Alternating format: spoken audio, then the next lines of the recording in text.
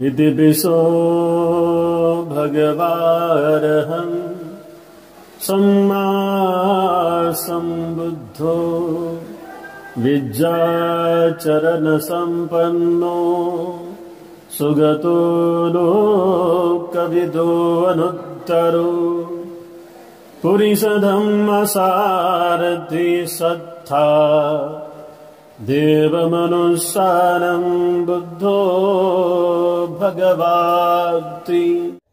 विश्व शांति दूत तथागत सम्यक संबुद्ध तथागत निर्मित पवित्र बौद्ध धम्म तथागताच्या शुद्ध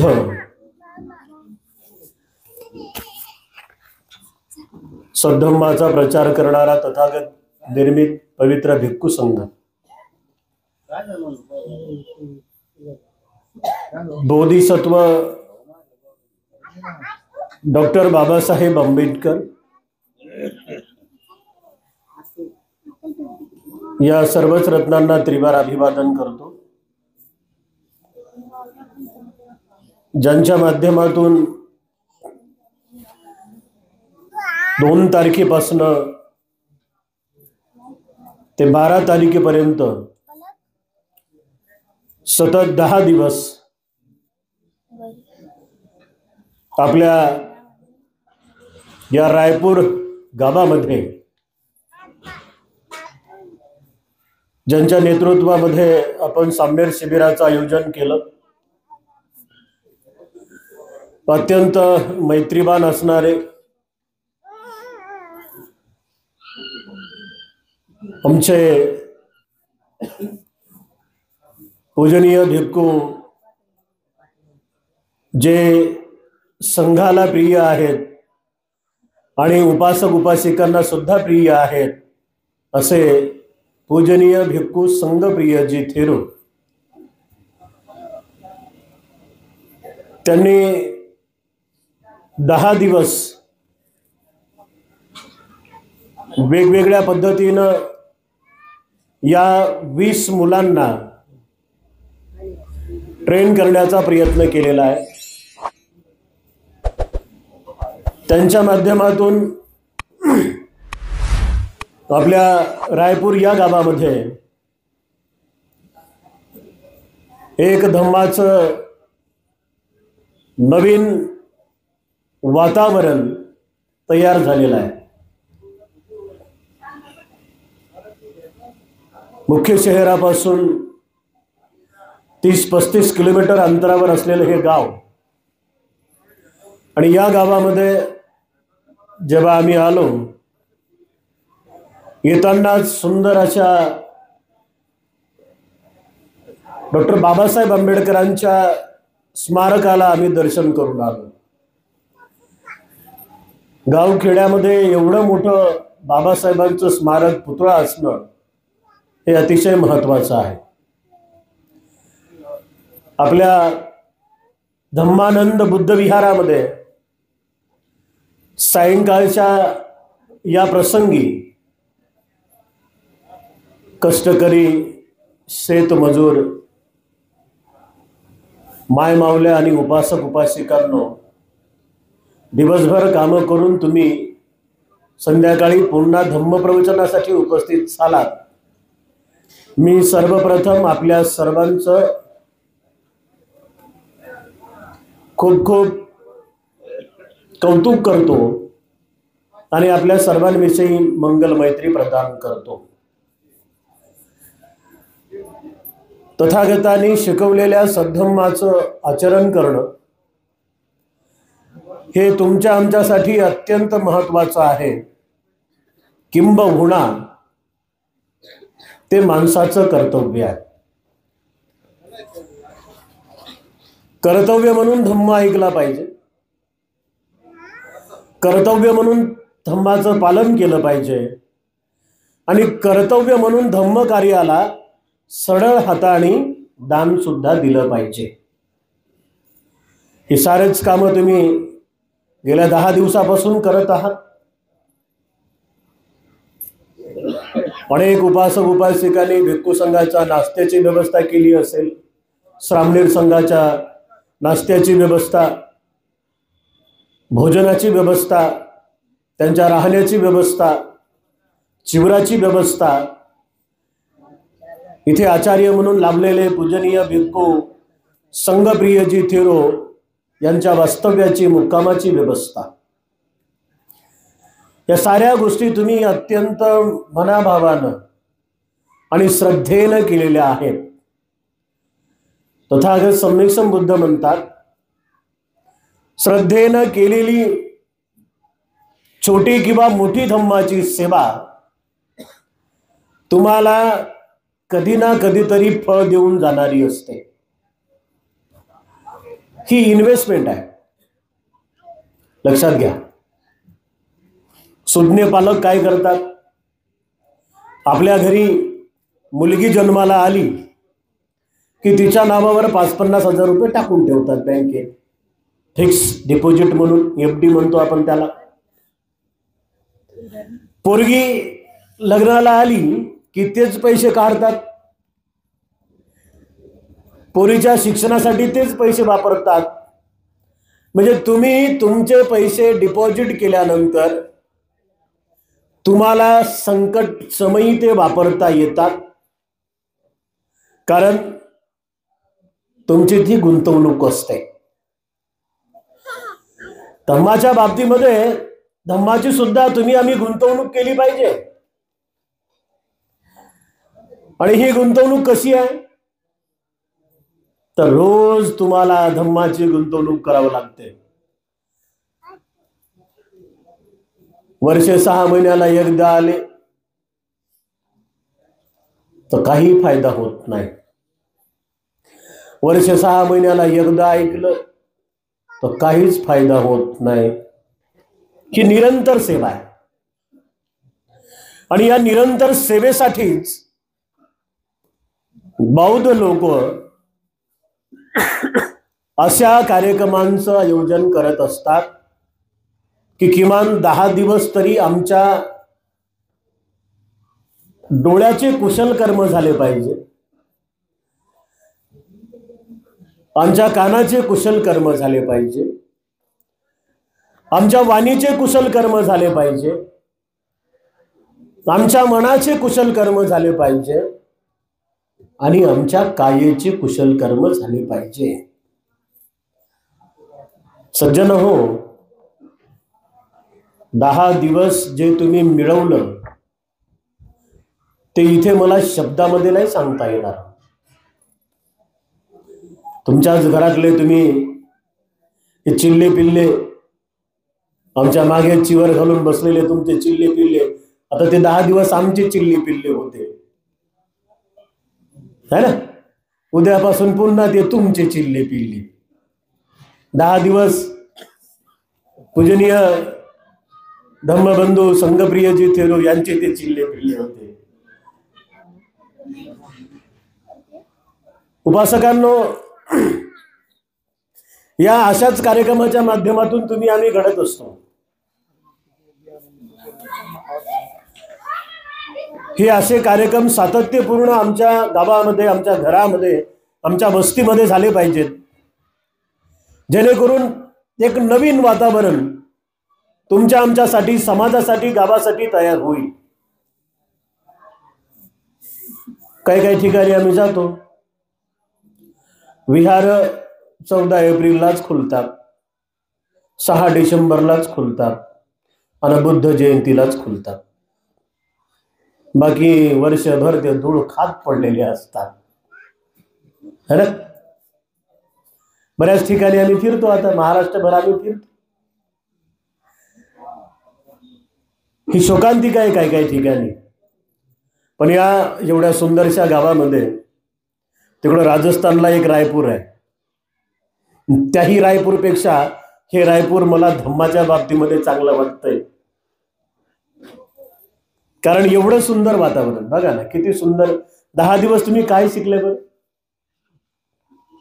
सांगता येणार नाही.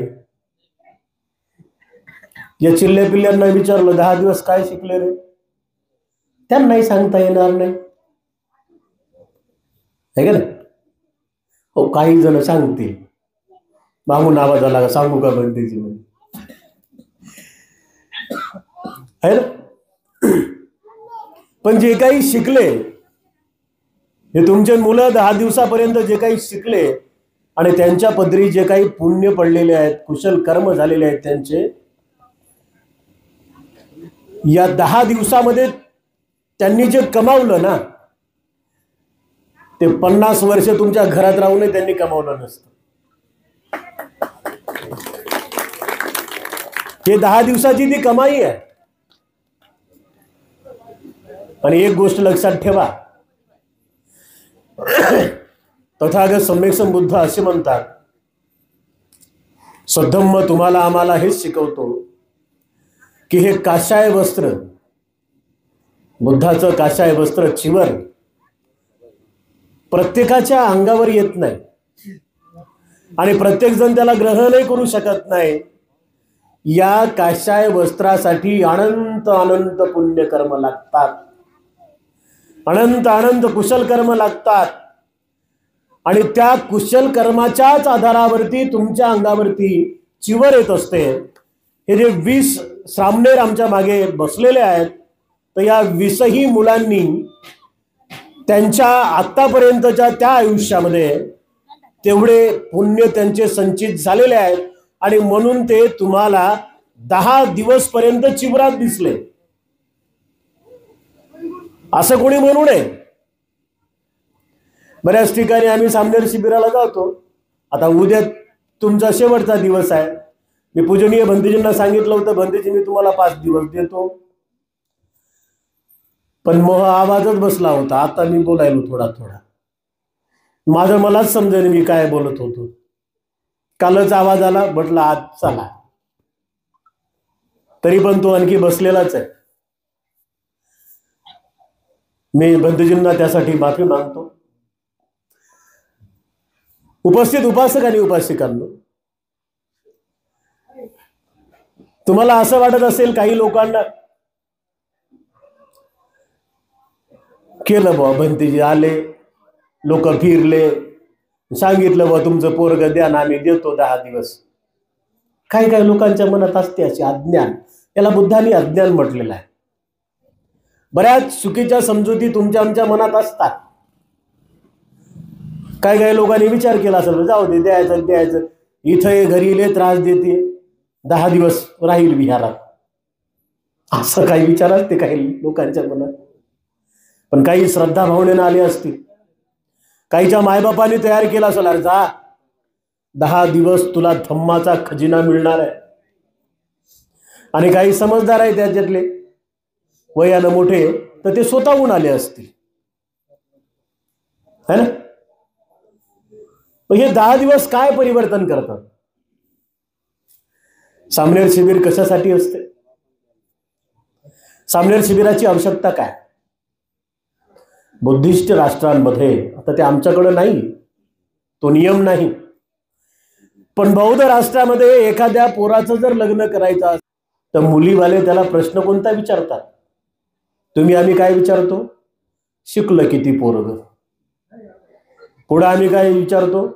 काम काय करते पोरग. पुढे आम्ही त्याला विचारतो, व्यसन करते का पोरग. पोराचे भाऊ बहीण किती आहेत, त्यातल्या कोणाकोणाचं लग्न झालं, आजूबाजूला जाऊन आपण विचारपूस करतो, पोराची माय कशी आहे, भांडकुदळ आहे का,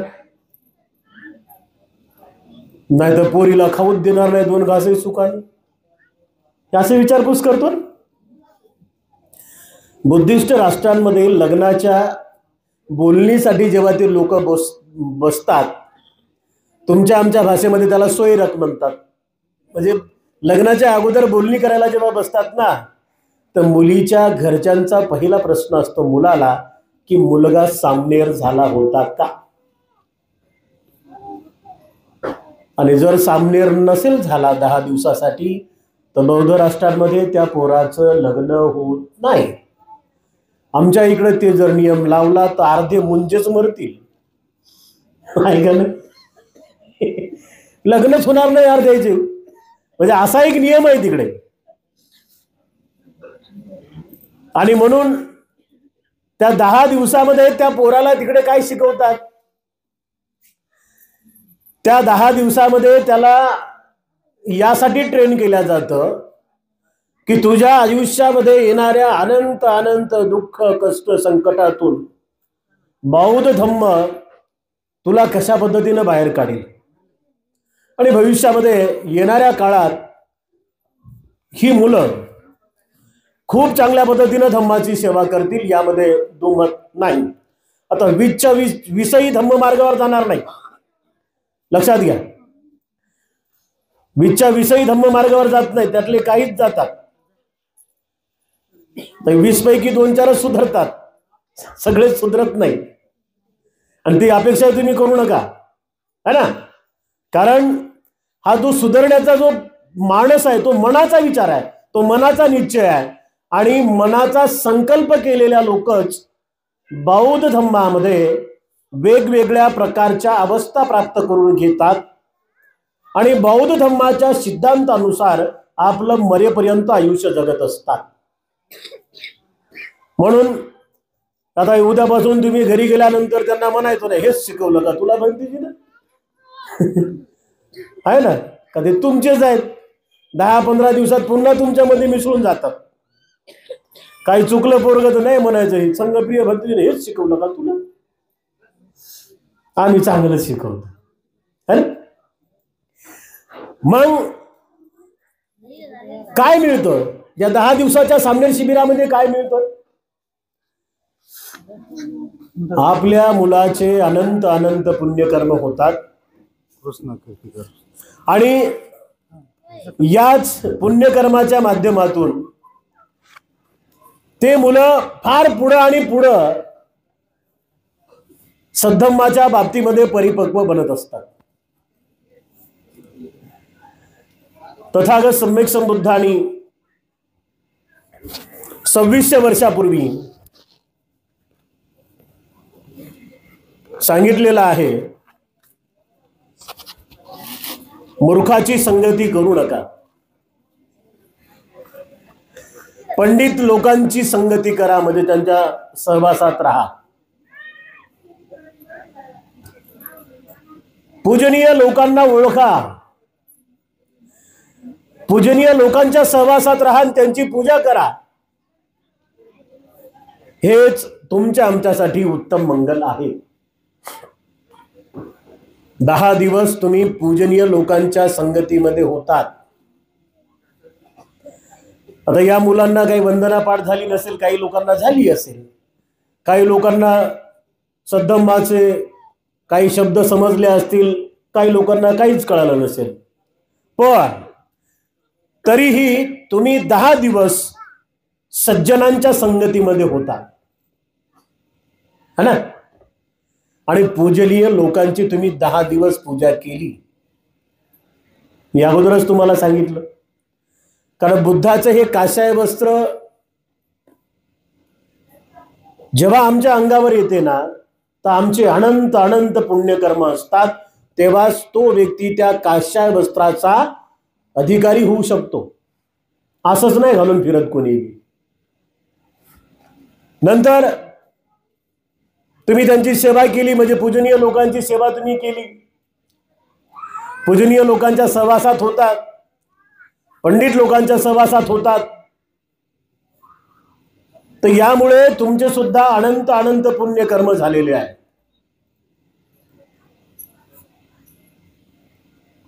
गावामध्ये साखरपुडा, लग्न अशाच वेळेस भंतीजी येतात, है ना. प्रत्येक वेळेस काय गावामध्ये असे प्रवचनाचे कार्यक्रम होतात का? नाही होत. 14 एप्रिल, 6 डिसेंबर, बुद्ध जयंती अशा वेळेसच गावामध्ये एखाद्या वेळेस भंतीजी येतात आणि त्यांचं दर्शन तुम्हाला होतं. पण विचार करा, रोज सकाळी उठल्यानंतर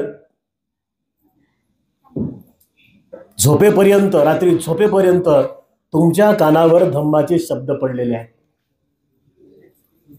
है ना. धुणं धुताना, स्वयंपाक करताना, भांडे धुताना, नवऱ्यासोबत भांडण करताना, साऱ्या गोष्टी घरात करत असताना तुम्ही ऐकलं ना काही ना काहीतरी. हे भोंगे कशासाठी लावले? तुमच्यासाठी तर लावले. नाही येत विहारात तर नका येऊ, पण घरात बसून तरी ऐका, है ना? मग तुमचे किती पुण्यकर्म झाले बघा ना तुम्ही, तुमचे किती कुशल कर्म झाले. रोज तुम्हाला तथागत सम्यक संबुद्ध म्हणतात की संघाचं दर्शन घेणं हे उत्तम मंगल आहे. कारण संघ हा पूजनीय लोकांची खाण आहे. संघ हा पंडित लोकांची खाण आहे. संघ हा वंदनीय लोकांची खाण आहे.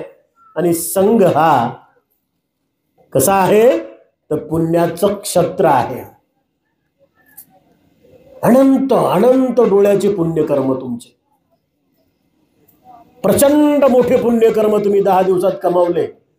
काही केलं नसलं तरी चालेल, किमान कानानं तरी ऐकलं, है ना? काही केलं नाही तरी चालेल, कानानं तरी ऐकलं. इथून जाता येता डोळ्यानं तरी पाहिलं. बुद्धाचं चिवर, सामनेर संघाच्या अंगावर असलेलं बुद्धाचं चिवर येता जाता डोळ्याने तरी पाहिलं ना. झाले पुण्यकर्म. यालाच पुण्यकर्म म्हणतात, है ना? यालाच पुण्यकर्म म्हणतात. आणि ते तुम्ही अनंत पुण्यकर्म केलेले आहे.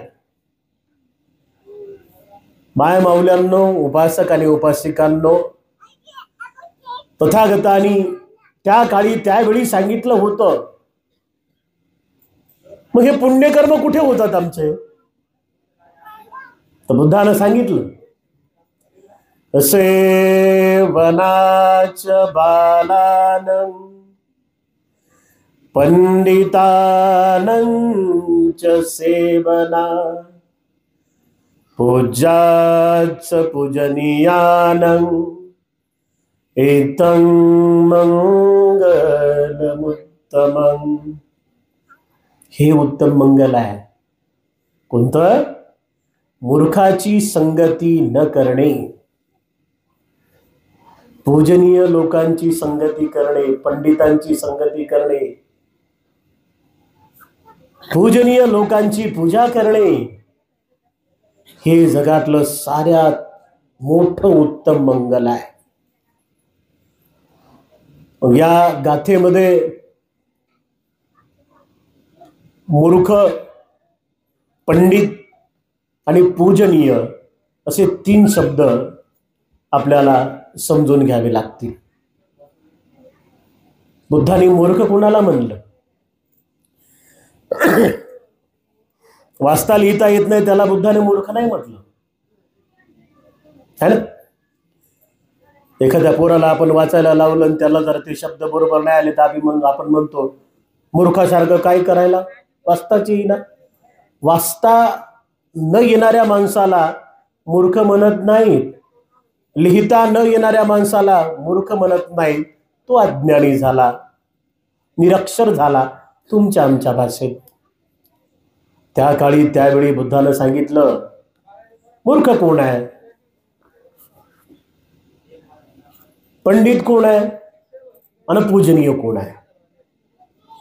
तुमच्या आमच्या आयुष्यामध्ये हे 3 जरी शब्द तुम्हाला आम्हाला समजले ना, तर आमच्या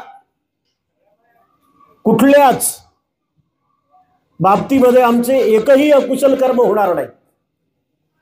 आणि बुद्ध म्हणतात की जी व्यक्ती अकुशल कर्म करत नाही तिच्या पदरात दुःख येत नाही, आणि जी व्यक्ती कुशल कर्म करते त्या व्यक्तीच्या पाठीमागे सुखच लागते. आता इथं बसलेले तुम्ही आम्ही सारेच, कोणाला वाटते बरं आमच्या जीवनात दुःख यावं? वाटते का? कोणालाच वाटत नाही. का असं आहे कोणी? नाही, रोज मला सर्दी असावी म्हणते कोणी. 2 दिवस सर्दी झाल्यावर किती घामाघूम होऊन जाते माणूस. तर कोणी म्हणते असं नाही, मी लय चांगली आहे, धष्टपुष्ट आहे, मला रोजच ताप राहावी आणि मग रोजच पोट दुखावं, असं म्हणते कोणी म्हणते का तुमच्या आमच्या पैकी? नाही नाही, आम्ही गरीब झालो पाहिजे, आम्ही भिकारी झालो पाहिजे, आमच्या हातात कटोरा आला पाहिजे. पूर्वीचे हाती खुळखुळ्याची काठी, पाणी वाढ ग माय, भाकर देते का माय, अशी परिस्थिती व्हावी असं वाटते का कोणाला? मग ज्यांना ज्यांना सुखाने जगायचंय, सुखाने मरायचंय, सुखाने राहायचंय, संपत्तीवान बनायचंय, 1 एकरचं 10 एकर करायचंय, पत्र्याच्या घराचं स्लॅबचं घर करायचंय, लेकराचे चांगले शिक्षण करायचंय, लेकरांना चांगले जीवन साथीदार मिळून द्यायचंय आणि मथार वयात त्या लेकरांना 2 घास सुखानं खाऊ घातले पाहिजे, किंवा पोराचं लग्न झाल्यानंतर सुननं तिच्या मायसारखं बापासारखं सांभाळलं पाहिजे.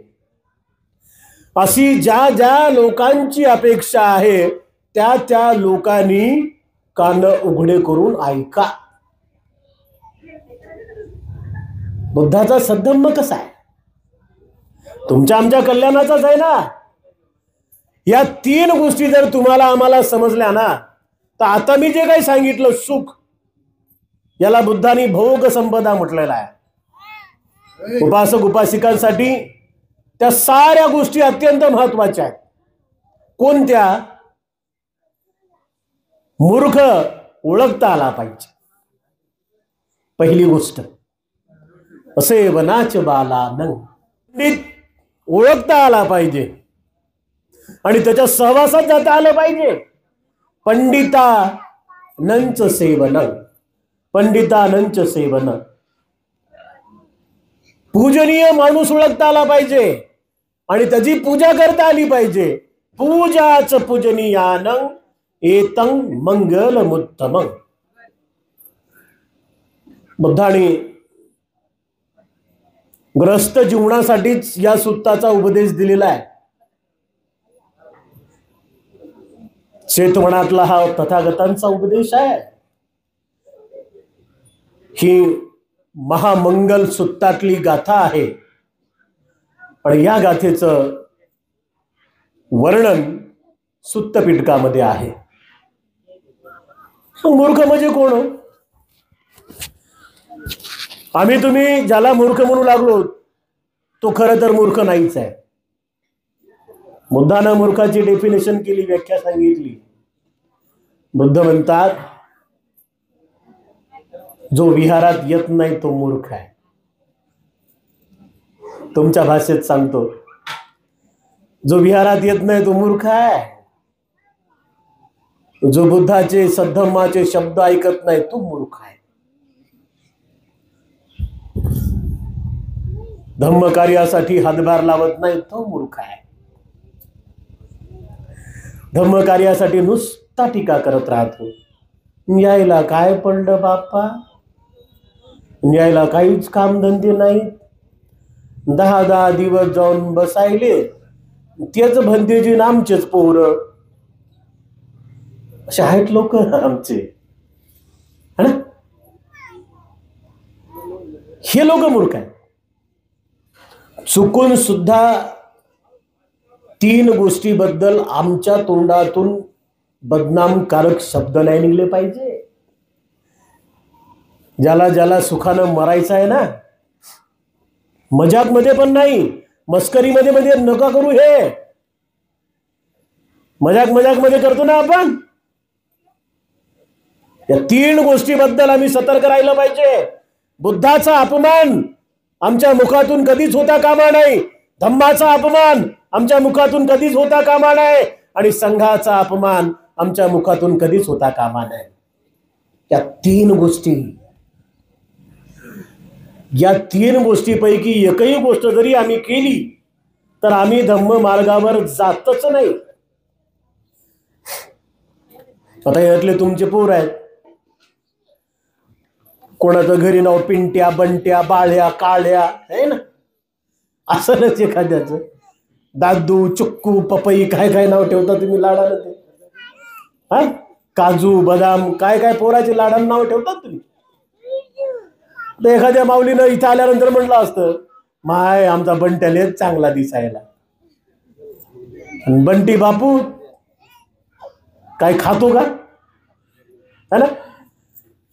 म्हणजे लक्षात घ्या, आता ते तुम्हाला ते माहित नाही, पण चिवरधारी आपल्या घरातला पोरगा असला आणि तरी आपण त्याला पहिल्या नावानं बोलवलं ना, तर तो चिवराचा सन्मान होत नाही. माय बापाने रोज पोराचं येऊन वंदन करायला पाहिजे, कारण 10 दिवस तुमच्या परिवारातला नाही आहे तो.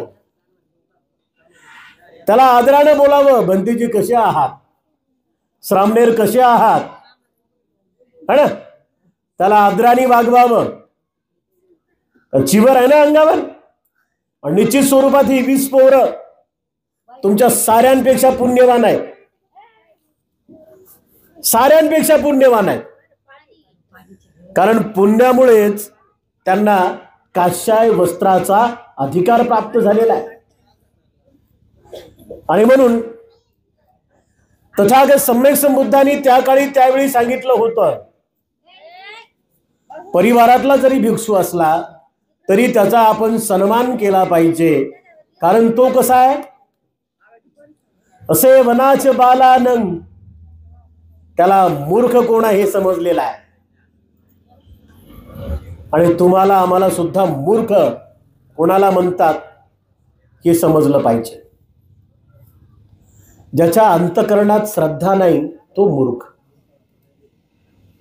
श्रद्धा, ज्याला चांगल्या गोष्टीमध्ये मदत करता येत नाही तो मूर्ख. ज्याला शीलाचं पालन जमत नाही तो मूर्ख. ज्याला समाधीचा अभ्यास जमत नाही तो मूर्ख. ज्याला आर्य अष्टांगिक मार्गाचं आचरण जमत नाही तो मूर्ख. एकंदरीत 4 आर्य सत्याचं ज्याच्याकडे ज्ञान नाही तो मूर्ख. काही काही अज्ञानी लोक आपण किती हुशार आहोत याची बढाई मारतात. समाजामध्ये जिकडे तिकडे तुम्ही पाहता, कला ख म्हणतात ती माहित नाही, म्हणजे कचा ढ येत नाही, पण मैं सबसे बड़ा, मेरे से बड़ा कोई नहीं, मैं हाइट में बड़ा, मैं पैसे से बड़ा, मैं खेती से बड़ा, मेरा घर बड़ा है ना, मेरे पास भाई पैसा बहुत पड़ा इसलिए मैं बड़ा. असे म्हणतात ना लोक, बिचारी अज्ञानी आहेत, है ना?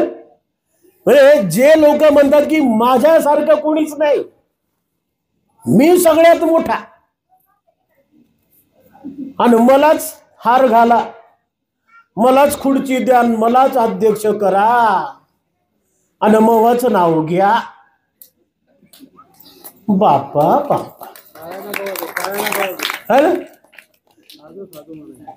असे लोक म्हणतात ना बऱ्याच वेळेस. ते मोठे आहेत का हो? नाही, बिचारे अज्ञानी आहे. बुद्धानं सांगितलं की अज्ञानी माणसाला जोपर्यंत अज्ञान समजत नाही, अज्ञानी अज्ञानातच धन्यता मानतो. गधे को कितना ही नहलाओ वो जाके गंदगी पर ही बैठेगा. गधा क्या जाने चमनप्राश, ऐकलं तुम्ही? गधा क्या जाने चमनप्राश. अज्ञानी लोकांना धम्म कसा समजेल हो? या 10 दिवसामध्ये हेच काम तुमच्या माध्यमातून झालेलं आहे. पुन्हा भंतेजीला खूप खूप वंदन करतो की भंतेजी आपण 10 दिवस या खेडेगावात दिले. एकदा भंतेजीसाठी दोन्ही हात जोडून साधुकार द्या 3 वेळेस.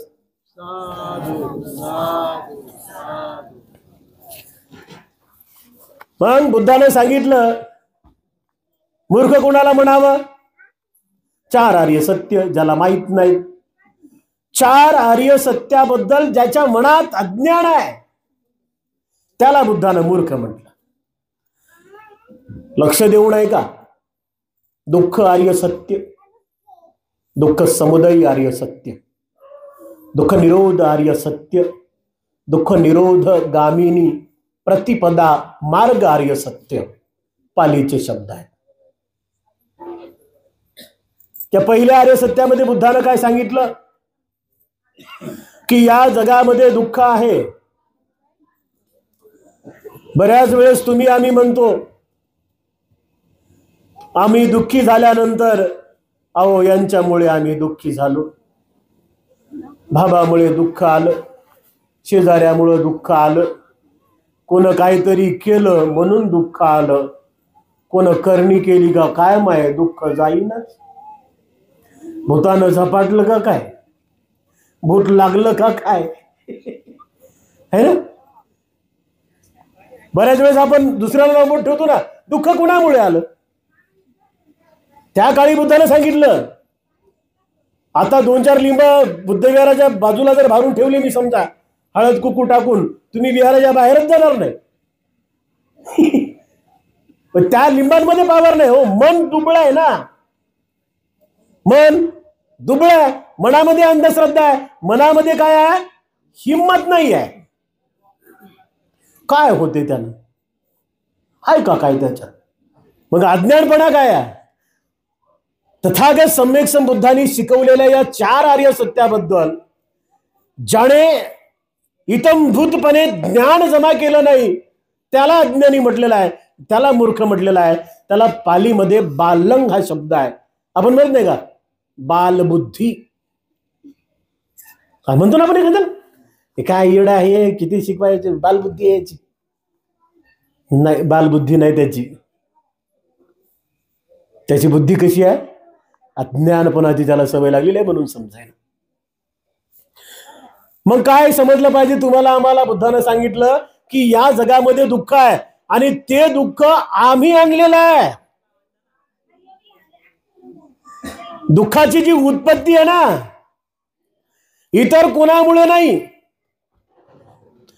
आमच्यावर तर जळणाऱ्या लोकांमुळे तर अजिबात आम्हाला दुःख येत नाही हो. जळणारे जळू जळू मरतात पण आम्हाला दुःख होत नसते. खरं दुःखाचं कारण काय, म्हणजे खरं दुःख कोणतं आहे.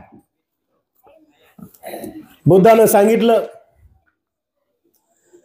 12 गोष्टी न समजणे हे दुःख आहे.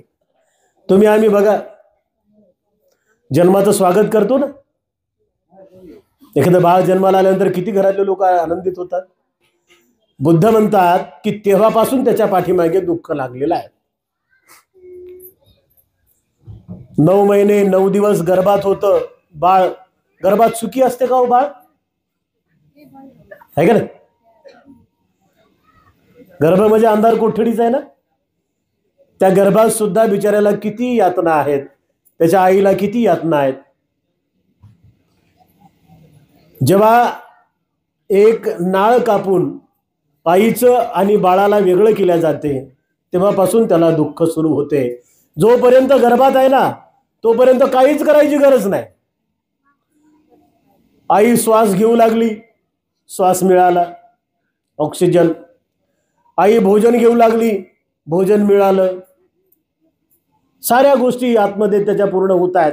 पण जेव्हा नाळ कट केल्या जाते तेव्हा त्याला तेव्हापासून या जगामध्ये दुःखाची अनुभूती सुरू होते.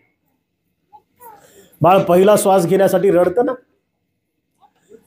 आणि लेकरू जर रडत नसलं तर ते डॉक्टर असे हातात पाय घेतात आणि हलवतात त्याला. काही काही नर्स तर भदाभद देतात पाठीत ठेवून त्याच्या. रड म्हणजे जन्मल्याबरोबरच त्यालाच आपण रडवतो, आहे का नाही. बुद्धानं काय सांगितलं, बुद्ध म्हणतात जाती पी दुःखा, जन्म हे दुःख आहे. म्हणजे विचार करायचा गोष्ट आहे. तुम्ही आम्ही दुःखी का आहोत, का जन्माला आलो म्हणून दुःखी आहोत ना. जन्मच नसता तर दुःखी राहिलो असतो. मग या दुःखीपणातच मरायचं का, प्रश्न आहे. ठीक आहे, तुम्हाला जर म्हटलं मी का हो तुम्ही कसे काय जन्माला आले, तुम्ही म्हणसाल कोण जाणे बाप्पा, माय बापाला विचार. प्रश्न आहे ना. याही प्रश्नाचं उत्तर बुद्धानं शोधलं. जगातला पहिला सायंटिस्ट बुद्ध आहे ना. बुद्ध म्हणतात जन्माला आलो म्हणून दुःखी आहोत, जन्माला आलो म्हणून आजारी आहोत, जन्माला आलो म्हणून मरू लागलो. या साऱ्या गोष्टी कशामुळे झाल्या तर जन्मामुळे. आणि म्हणून बुद्धाने सांगितलं जातीपी दुःखा, व्याधीपी दुःखा. आजार पण दुःख आहे ना. आजारी पडलेल्या माणसाला कुठं सुख मिळते, नाही ना. आजार पण दुःख आहे. जरापी दुःखा, म्हातार पण दुःख आहे. 80, 85, 90, 100 वर्षाचे मागच्या पिढीतले लोक आम्ही पाहतो. ते इथं बसलेले आहेत 2-3 बाबा, आणि आई आपण बसलेले आहेत 2-3, ज्या की 70+ आहेत. आमच्या पिढीतलं कोणी जाई ना बाप्पा 100 पर्यंत. 60, 65, 70 आउट. का सगळं आता रासायनिक आहे. पिऊ लागले ते, खाऊ लागले ते, ऐकू लागले ते, वाचू लागले ते, सारं काही रासायनिकच आहे, भेसळच आहे. या लोकांनी मस्त खाल्लेलं आहे पहिले. नैसर्गिक फूड, नॅचरल फूड त्यांनी खाल्लेलं आहे ना, त्याच्यामुळे त्यांचं आयुष्य मिळालं. पण म्हातारा होणं हे काय आहे, दुःख आहे. पाय काम करत नाहीत, दात पडलेले आहेत, सुरकुत्या आलेल्या आहेत अशा चेहऱ्यावरती, मान वाकलेली आहे, कंबर वाकलेली आहे, सारं काही बाजवरच आहे. तर ते सुखाचं काम आहे का? ते दुःखच आहे ना ते. अशा म्हाताऱ्या लोकांना आम्ही कधी भेटायला जातो तर तेव्हा ते म्हातारे लोक म्हणतात भंतीजी कधी नेते की. आम्हाला लोक म्हणतात भंतीजी कधी नेते की, लय त्रास व्हायला. म्हटलं माय कोण नेणार आहे. नाही नेते म्हणी बरोबर. बरं जाय बाप्पा, कवा जायचं तवा. असे लोक म्हणतात. मग घाबरलेले असतात लोक, आणि मरणाची वाट पाहू लागले म्हातारपणात, कवा नेते की. म्हणजे दुःखच आहे ना. त्यातल्या त्यात अवलादी जर खराब असल्या तर मग लयच मोठं दुःख आहे. लेकरं जर चांगले असतील, हातात कपबशीत चहा, नातू फुकून द्यायला, म्हातारीचं तुत्तर बाजू नये म्हणून, आहे ना, म्हातारीचं तोंड जळू नये म्हणून, किती सुख आहे ते. सुनबाई येऊन म्हणाली मामी काय पाहिजे का सासूबाई, किती सुख आहे. लेक म्हणू लागला काय पाहिजे का माय, बाहेर चाललो, हे घे 100 रुपये काहीतरी खाय. किती सुख आहे. असे लेकरं असले तर सुख आहे. आणि याच्या विरुद्ध लेकरं असली तर मग बसा बोंबलत, मग कुठं सुख आहे का नाही. म्हणजे सून लक्ष देत नसली, चहा देईन, नाश्ता देईन, जेवणही देईन, आणि पोरगही लक्ष देईन, तर मग सुख आहे का. म्हणजे म्हातारपण काय आहे, दुःख आहे. मरण हे काय आहे, दुःखच आहे ना. मेल्यानंतर कोण आनंद साजरा करते, आहे का नाही, दुःख आहे ना. आणखी बुद्धाने दुःख काय सांगितलं, या जगामध्ये इच्छांची पूर्तता न होणे हे दुःख आहे. मी तुम्हाला मूर्ख कोण आहे हे सांगू लागलो. बुद्ध काय म्हणतात की या जगामध्ये इच्छांची पूर्तता होतच नाही. टाटा, बिर्ला, धीरूभाई अंबानी, अमिताभ बच्चन, त्याचं पोरगा अभिषेक बच्चन, त्याची बायको ऐश्वर्या राय बच्चन, आणि तिची पोरगी आराध्या, है ना. या साऱ्यांना जाऊन विचारा बरं, तुमच्या सगळ्या इच्छा पूर्ण झाल्या का. बातमी आता मीडियावर अशी आली की अभिषेक बच्चन आणि ऐश्वर्या रायची पण फारकत होणार आहे म्हणे. पहा बापा, तुम्ही लय चांगले लोक आहे, है ना. म्हणजे तुमची आमची काय डेफिनेशन आहे, तुमची आमची सुखाची काय व्याख्या आहे. जिसके पास माल बड़ा वो सुखी बड़ा, असंच म्हणतो ना आपण. तुम्हाला आम्हाला काय वाटते, अरे संपत्ती नाही म्हणून आम्ही दुःखी आहोत, चुकीच आहे. संपत्तीवान लोकच जास्त दुःखी आहेत.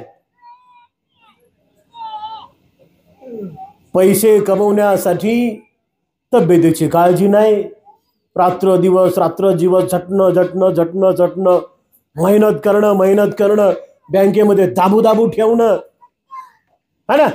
एकदा संपत्ती झाली की रोग लागतात. संपत्तीवान जे काय करोडो लाखो अरबो खरबो लोकांकडे पैसा आहे ना, त्या लोकांना रोज झोपेची गोळी घेतल्याशिवाय झोप येत नाही. आणि तुम्ही थकून आलेले लोक, दिवसभर काम करणारे, चटईवर पडल्या तुमचे डोळे लागतात, है ना. सकाळ होईपर्यंत जागच येईना, एवढं कष्ट करणारे लोक तुम्ही. आता तुम्ही मला सांगा, खाटावर झोपणाऱ्याला झोप लागू लागली, चटईवर झोपणाऱ्याला झोप लागू लागली, पडक्या घरात झोपणाऱ्याला झोप लागू लागली, आणि इकडं या मोठ्या गाद्या, है ना, स्प्रिंगच्या गाद्या, माणूस बसलं की ते माणसाला वर खाली करते, है ना. अशा लोधे माणसं त्याच्यावर जाऊन झोपतात. एवढी गादी, त्याच्यात हवा, त्या गादी खाली नुसते पैसे. त्या पैशावर जाऊन झोपू लागला, पण झोप येईना. मग काय चाटायचे ते पैसे, आहे का? काय करायचे ते पैसे?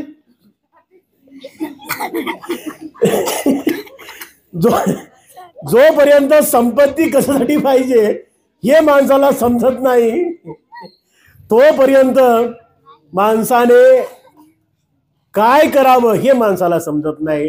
पैसा कशाला लागते बरं? 2 घास सुखानं खायला, लेकराचे शिक्षण करायला, घर बांधायला, पोरांचे लग्न करायला, आजारपणात पैसा लागते. म्हणून जास्त पैशाच्या मागे पडू नये, जेवढा पाहिजे तेवढाच ठेवावा, आणि बँकेत टाकू ठेवू नका जास्त. आयुष्याचा काय भरोसा आहे? आयुष्यभर कष्ट करून 10-15 लाख बँकेत टाकायचे आणि इकडे पुचकून, मग काय पैसा करणार आहे का नाही? जेवढे पाहिजे तेवढे ठेवायचे. या पैशात काय करायचं? धम्मासाठी तो पैसा वापरायचा. बाबासाहेबांनी उगीच सांगितलं का तुम्हाला आम्हाला? तुमच्या कमाईचा 20वा हिस्सा धम्म कार्यात आला पाहिजे. बाबासाहेबांनी सांगितलं, कारण बाबासाहेबांचा कमाईचा 99% भाग बाबासाहेबांनी समाजासाठी वापरला, आणि 99% वापरणारा डॉक्टर बाबासाहेब आंबेडकर समाजाला सांगतोय की तुमच्या कमाईचा 20वा भाग आणा. ते आमचं कर्तव्य आहे, आणि त्याच्यातूनच हे सारे काम पुढे होणार आहेत. म्हणून मायमाऊल्यांनो, बुद्धानं सांगितलं की मरण हे दुःख आहे. आणखी दुःख काय आहे बरं? अप्रियो संपयोगो दुःखा. आम्हाला प्रिय नसणारे लोक जर आमच्या संपर्कात आले तर आम्हाला दुःख होते का नाही? एखादा माणूस, एखादी बाई आपल्याला आवडतच नाही, तिचं बोलणंही आवडत नाही, तिचं चालणंही आवडत नाही, त्याचं बोलणंही आवडत नाही, त्याचं चालणंही आवडत नाही, आणि त्याचं तोंडही आवडत नाही. असा जर माणूस आपल्या संपर्कात आला तर आपण काय करतो? आनंदित होतो का? हा, बघा तुमच्या गावात असा एखादा नमुना असेल, प्रत्येक गावात असते. काय म्हणतात लोक? अरे यार, सकाळी सकाळी याचं तोंड पाहिलं, इथं तोंड पाहिलं, आज काय दिवस बरोबर जात नाही असं म्हणतात. आता कोणी हसी मजाक मध्ये म्हणते, आणि कोणी खरंच म्हणते. पण असं का? अप्रिय लोकांचा सहवास आम्हाला झाल्यानंतर आम्ही सुखी होत नाही. जे लोक आम्हाला आवडतच नाहीत ते लोक जर आमच्या सहवासात झाले तर आम्ही सुखी होतो का? नाही, दुःख आहे. अप्रियो संपयोगो. अप्रिय लोकांचा सहवास दुःख आहे. प्रियो विपयोगो दुःखाती. प्रिय लोक आम्हाला सोडून जातात, जसं अप्रिय जवळ आले की दुःख होते, प्रिय सोडून गेले की दुःख होते. म्हणजे आमची आई, वडील, भाऊ, बहीण जे काही जवळचे नातलग असतात असे, हे आम्हाला सोडून गेल्यानंतर दुःख होते. याच्या पलीकडे दुःख आहे का काही? नाही. त्याचा समुदाय कसा आहे, हे कसं तयार होऊ लागलं? काम तन्ना, भव तन्ना, विभव तन्ना, या 3 प्रकारच्या आसक्त्या, तृष्णा. मग याच्यातून बाहेर कसं यायचं? एक मार्ग आहे, त्या मार्गाला म्हटलेला आहे निब्बान, परमसुख, की जिथे दुःखाचा लवलेश सुद्धा शिल्लक नाही, असं परमसुख. आणि हे परमसुख कसं मिळेल? तर मग आर्य अष्टांगिक मार्ग, सम्यक दृष्टी, सम्यक संकल्प, सम्यक वाचा, सम्यक कर्मांत, सम्यक व्यायाम, सम्यक आजीविका, सम्यक स्मृती आणि सम्मा समाधी, सम्यक समाधी. 8 अंग आर्य अष्टांगिक मार्ग है ना. वेळ आपल्याकडे कमी असल्यामुळं साऱ्या गोष्टी तुम्हाला फोडून सांगत नाही. बुद्धानं काय सांगितलं की ह्या गोष्टीचं ज्ञान ज्या माणसाकडे नाही, की माझ्या कर्मामुळे मी दुःखी झालो, माझ्यामुळे मी दुःखी होऊ लागलो, मला इतर कोणीही दुःखी बनवणार नाही, कारण माझ्या मनातलं अज्ञान हेच मला वारंवार दुःखाकडे नेत आहे, असं ज्या माणसाला माहित नाही त्याला बुद्धाने मूर्ख म्हटलेला आहे. मग अशा माणसाच्या सहवासात तुम्ही आम्ही गेल्यानंतर आम्ही सज्ञानी होईल का? नाही. मग अशा लोकांची संगती आम्ही सोडायला पाहिजे. अशा लोकांची संगती आम्ही सोडायला पाहिजे. बुद्ध काळात राजगृहामध्ये संजय एक त्या काळचा फार विद्वान साधू होता, संजय नावाचा. आणि या संजयकडे 2 शिष्य होते. एक होता सारीपुत्र आणि दुसरा होता महामोग्गल्लायन. पुढे सारीपुत्र आणि महामोग्गल्लायन यांची दीक्षा झाल्यानंतर बुद्धाच्या संघामध्ये हे दोघेही प्रज्ञामान झालेत, मेधावी झालेत. मग मूर्खाची संगती तुम्ही आम्ही कशी सोडायला पाहिजे? लक्षात येते? पण मूर्ख समजल्यानंतर मूर्खाच्या दुरून जाऊ ना आपण. नाहीतर गधे को गधा मिला, हो गया 2-2 लाता, अच्छो को अच्छा मिला, हो गया 2-2 बाता, है ना. पण शहाणे लोक काय करतील? या साऱ्या गोष्टी समजून घेतील ना. एकदा राजगृहाच्या वाटेवरनं तथागत सम्यक संबुद्धांचा एक अश्वजित नावाचा शिष्य चालला होता. चिवर घातलेला आहे, परिमंडल केलेला आहे, हातामध्ये भिक्षापात्र आहे, राजगृहाच्या वाटेवरून चालला. डोक्याचं मुंडन आहे. अश्वजित नावाचे भंतेजी चालले. पुढून अतिशय दुःखी अंतकरणाने काहीतरी मिळवायचं आहे, कुठलं तरी ज्ञान प्राप्त करायचं आहे, सर्वोच्च परम ज्ञान प्राप्त करायचं आहे, या अपेक्षेनं सारीपुत्र त्या राजगुरूच्या वाटेने इकडे तिकडे फिरत होते. सारीपुत्रानं दुरूनच पाहिलं अश्वजिताला आणि पाहता क्षणी डोळ्याचे पारणं फिटले असा अनुभव त्याचा झाला. सारीपुत्र अश्वजिताला येऊन म्हणतात की तुम्ही कोण आहात? ते म्हणाले मी बुद्धपुत्र आहे. आता हे तुमचे पोरं जे आहेत ना, उद्याच्या दिवस बुद्धपुत्रच आहेत, तुमचे पुत्र नाहीत ते.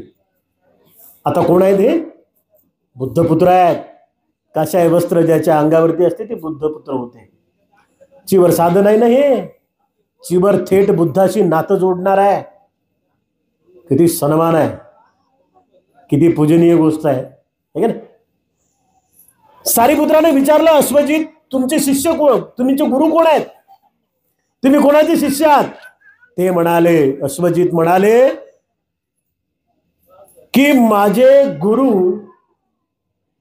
हे साऱ्या प्रश्नाची उकल करणारे आहेत, आयुष्यातले सारे कोडे सोडवणारे माझे गुरु आहेत, आणि मी त्या तथागत भगवान बुद्ध नावाच्या गुरुचा शिष्य आहे.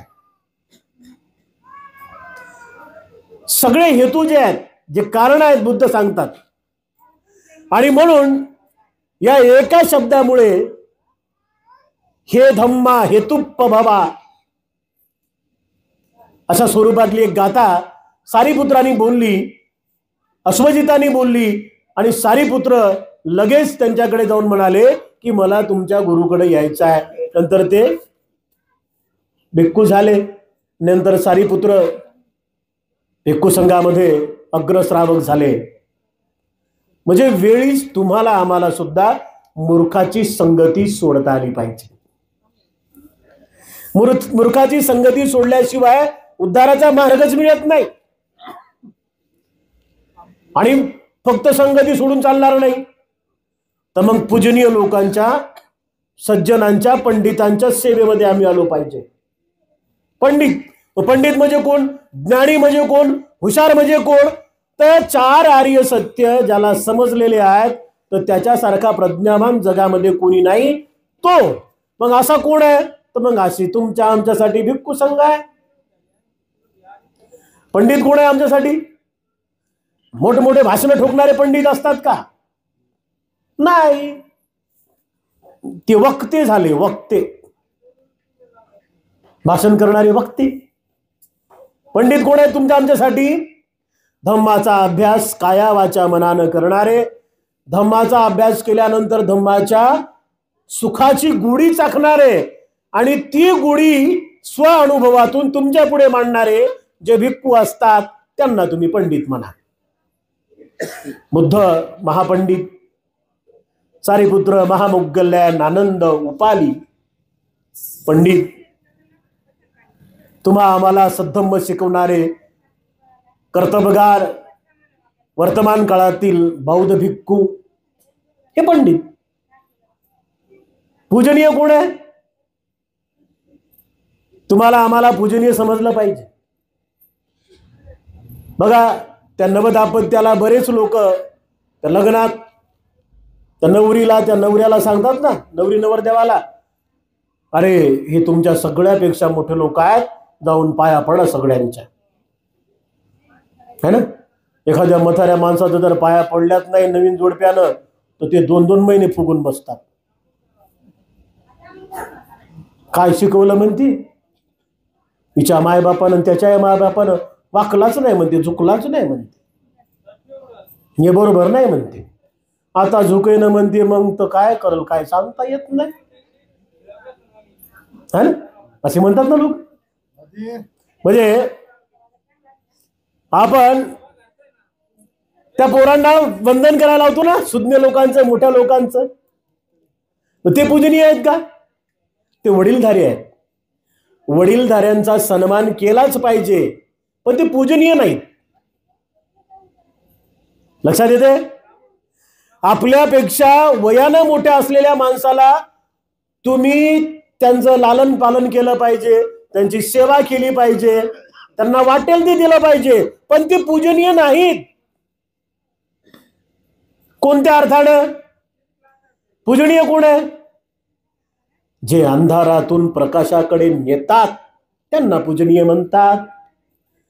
जे अंधारातून अंधाराकडेच कोसतात, अंधारातून अंधाराकडे, अंधारातून अंधाराकडे, त्यांना कसं तुम्ही पूजनीय म्हणणार? पूजा कोणाची केल्या जाते, है ना. समजा एखादा माणूस तुमच्या पुढून दारू पिऊन लड्डा चालला, तुम्ही जाऊन त्याच्या गळ्यात हार घालता का? आज जरा जास्तच झाली, हे घ्या हार म्हणतो. एखादं लयच खोटं बोलते, कारण नसताना खोटं बोलते एखादं, त्याला तुम्ही म्हणता का नाही यार काय माणूस आहे यार, अरे लयच भारी खोटं बोलतो तू, वा. अरे उद्या सामनेर शिबिराचा शेवट आहे, तुझ्याच हातानं बाबासाहेबाला हार घालू असं म्हणतो का? चोऱ्या करू लागलं एक, लयच चांगलं. रोजच कोणाचं काही धरून आणायला म्हणतो का, वा वा वा वा, आतापर्यंत 100 चोऱ्या यशस्वी केल्या, हे घ्या साहेब तुमचा सत्कार करतो. म्हणते का असं कोणी? म्हणते का? त्याला चांगल्या कार्यातही बोलवत नाहीत. खोटारड्याला, बेवड्याला, पिदाड्याला, चोराला बोलवतात का? नाही ना. कारण काय? याचं कारण हेच आहे की ते लोक पूजनीय नाही. पूजनीय कोण आहे? पूजनीय आहे या जगामध्ये सर्वात उत्तम पूजनीय कोण आहे? तथागत भगवान बुद्ध, परम पूजनीय. तथागतांनी शिकवलेला सद्धम्म परम पूजनीय, आणि तथागताच्या सद्धम्माचा प्रचार करणारा तथागताचा भिक्खू संघ सदा पूजनीय. पूजनीय असणाऱ्या लोकांची तुम्ही आम्ही पूजा केली पाहिजे. आणि हे तुमच्या आमच्यासाठी काय आहे? उत्तम मंगल आहे. या मंगलासारखं दुसरं मंगलच नाही. आणि ते तुम्ही मायमाऊल्यांनो, उपासक आणि उपासिकांनो, गेल्या 10 दिवसापासून तुम्ही कळत न कळत या साऱ्या गोष्टी केल्यात तुमच्या पदरात. रायपूरवाल्यांनो, जयपूर का रायपूर? रायपूरवाल्यांनो, तुमच्या पदरात एवढं पुण्य आहे. ते गाणं नाही का बाबासाहेबांचं? मोजता येत नाही जगातल्या मापान, मोजता येत नाही जगातल्या मापान, असं दिलं रे दान त्या बापाच्या बापान. कोणता बाप?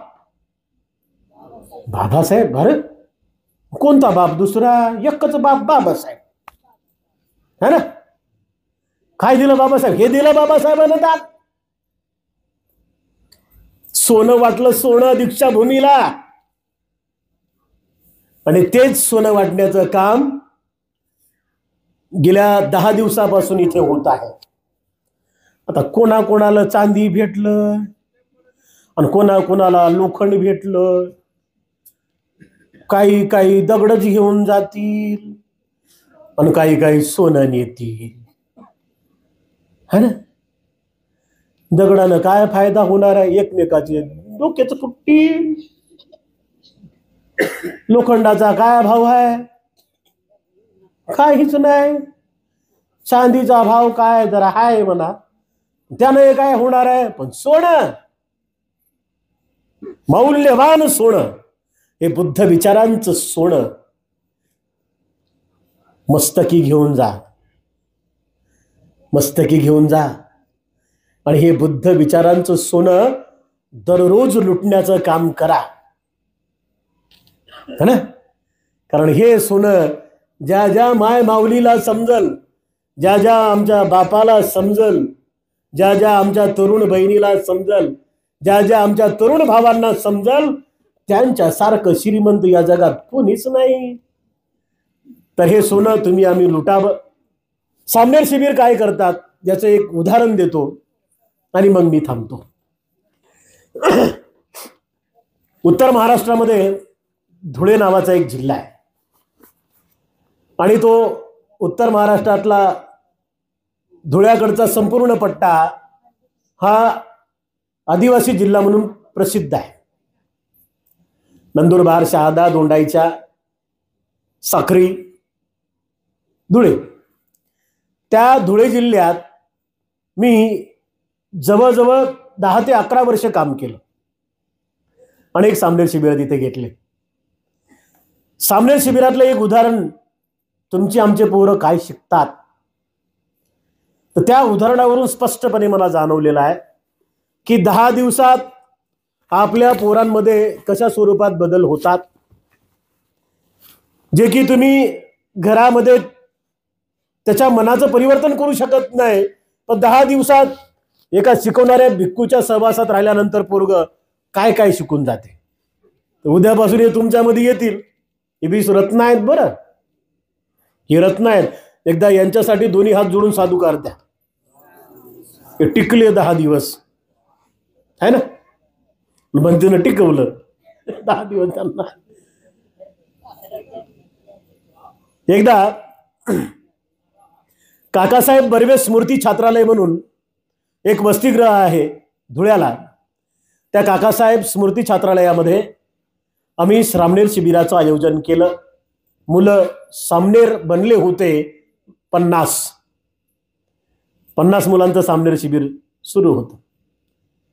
10 दिवस त्या पोरांना एवढं सुंदर पद्धतीने आम्ही शिकवलं. सकाळी 5 वाजेपासून ते रात्री 10 वाजेपर्यंत निरंतर धम्म पोरांना आम्ही शिकवायचो. झालं असं तर उद्या तुमचा शेवट आहे. त्याही सामनेर शिबिराचा शेवट होता. सारे लोक जेवायला बसले. समारोपीय कार्यक्रम झाला. सर्व सामनेरांना प्रमाणपत्र देण्यात आले. सर्वांचे सत्कार झाले.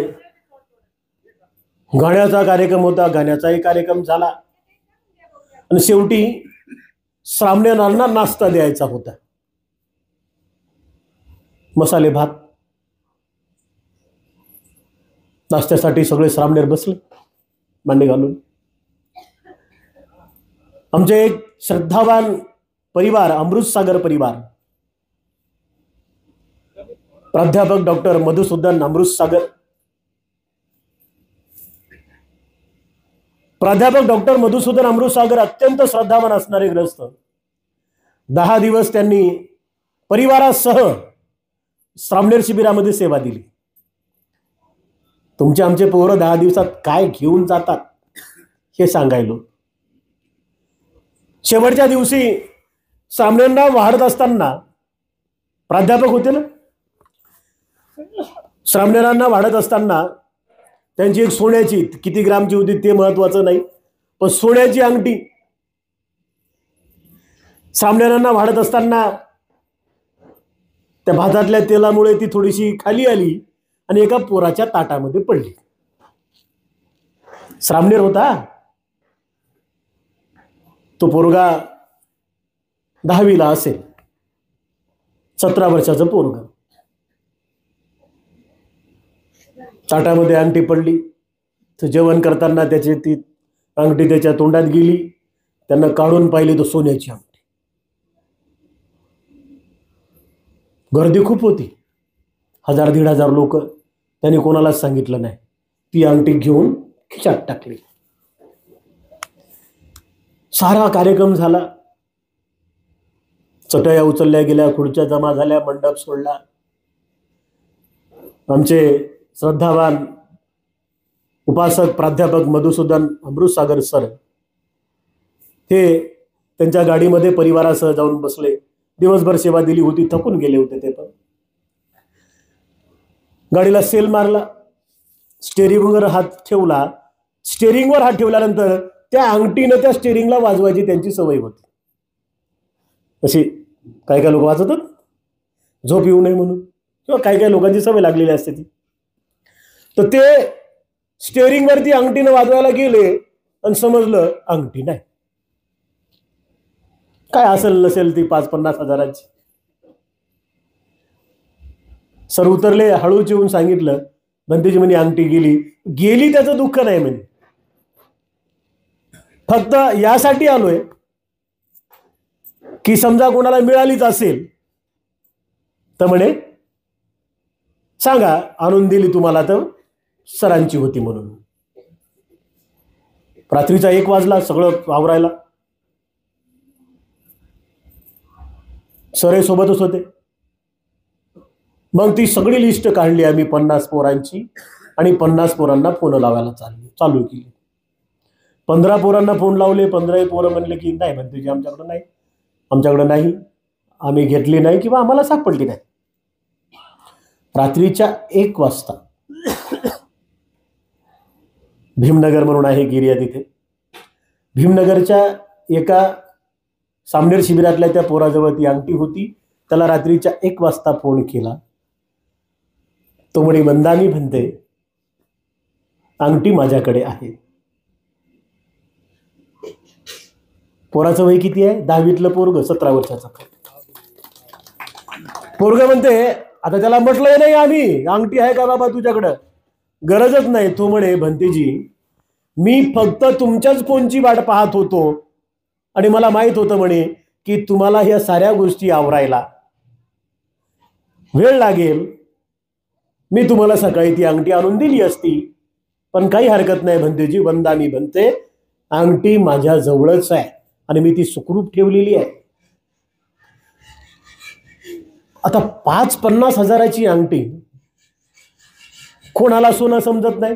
या पुरीच्या हातात सोनं आणून द्या बरं, तिला समजत नाही का? कोणत्या या लेकराच्या किंवा कोणाही लेकराच्या हातात तुम्ही सोनं आणून द्या, सामनेराच्या हातात सोनं आणून द्या, समजणार नाही का? समजते. त्यालाही समजलं होतं की सोनं हे महाग असते. बाबा म्हटलं, 5-50 हजाराची अंगठी तू एका फोडमध्ये सांगू लागला की आहे माझ्याकडे, आणि भंतीजी ज्याची आहे त्याला देऊन टाका असं म्हटल्यावर मी त्याला प्रश्न केला, का रे म्हटलं? तर 5-50 हजाराची अंगठी ना, सोन्याची अंगठी तुझ्या हातात होती, कोणी पाहिलंही नाही, आणि तू जर दिली नसती तर कोणाला समजलंही नसतं, तुझा फायदा झाला असता ना. ते 10वीतलं पोरग म्हणतंय मला रात्री 1 वाजता, भंतेजी 10 दिवसात तुमच्याकडून जे काही शिकलो ना ते लाख मोलाचं आणि करोडाचं आहे म्हणे. करोडो रुपयाचं आहे म्हणे ते, 5-50चं नाही म्हणे. हे पोरं शिकतात 10 दिवसात. लक्षात, ते करोडो रुपयाचं आहे म्हणे तुम्ही दिलेलं, हे 5-50चं मी काय करू म्हणे. रात्री 1:30 वाजता आम्ही त्याच्या घरी गेलो. पोरानं सरांना अंगठी दिली, सरांनी 1000 रुपये काढून त्याला गिफ्ट दिले, आणि पुढच्या कार्यक्रमामध्ये आम्ही त्याचा जाहीर सत्कार सुद्धा ठेवला होता. तर 10 दिवसामध्ये तुमच्या पोरांमध्ये एवढं परिवर्तन होऊ शकते, लक्षात घ्या. आणि म्हणून असे कार्यक्रम वारंवार झाले पाहिजेत. लक्षात घ्या, जेव्हा पोरं चिवर घालून सद्धम्म शिकतील, त्यांना मुली चांगल्या भेटतील, त्यांनाही मुलं चांगलेच होतील. संस्कार आहेत ना, ते संस्कारच आहेत ना. आणि म्हणून संस्कार जतन करण्यासाठी तुम्ही आम्ही संस्कार पेरले पाहिजे, धम्माचे संस्कार पेरले पाहिजे. धम्म संस्कारातूनच येणारी पिढी उज्ज्वल होणार आहे, आणि धम्मच तुम्हाला आम्हाला दुःखातून मुक्त करणारा आहे. आज रायपूर या गावामध्ये पूजनीय भिक्खू संघप्रियजी थेरो यांच्या मार्गदर्शनाखाली दिनांक 2 फेब्रुवारी ते 12 फेब्रुवारी पर्यंत चाललेल्या धम्मानंद बुद्ध विहारातील सामनेर शिबिराच्या निमित्तानं आम्ही धम्मदेशनेसाठी आपल्या या गावात आलो. आपणही अतिशय चांगल्या पद्धतीनं ही धम्मदेशना श्रवण केली. आपल्या सर्वांविषयी खूप खूप मंगल मैत्री मी व्यक्त करतो. धम्मोदय द राईज ऑफ धम्मा या आपल्या यूट्यूब चॅनलला बघणाऱ्या सर्व दर्शकांसाठी सुद्धा खूप खूप मंगल मैत्री अर्पण करून आजच्या धम्म संस्कारातील ही आमची धम्मदेशना मी इथेच समाप्त करतो. आपल्या सर्वांचं मंगल हो, आपल्या सर्वांचं कल्याण हो, आपल्या सर्वांना दुःख मुक्तीचा मार्ग मिळो, आपल्या सर्वांना पुण्यमय असणाऱ्या पूजनीय संघाकडून वारंवार धम्म ऐकण्याची संधी प्राप्त हो, अशी मंगल मैत्री व्यक्त करून हा धम्म संस्कार ही धम्मदेशना संपन्न करतो. भवतु सब्ब मंगलं, भवतु सब्ब मंगलं, भवतु सब्ब मंगलं. सर्वांचे मंगल हो. साधू